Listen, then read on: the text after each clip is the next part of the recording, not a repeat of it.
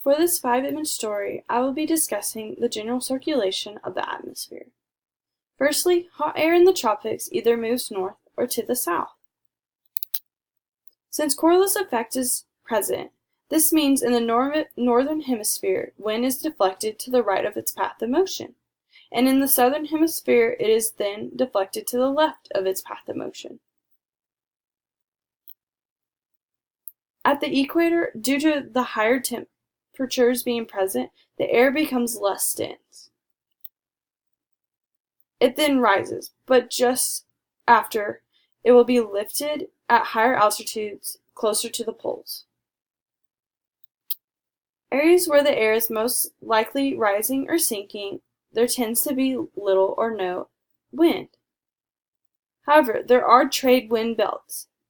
These are where wind moves from the east to the west.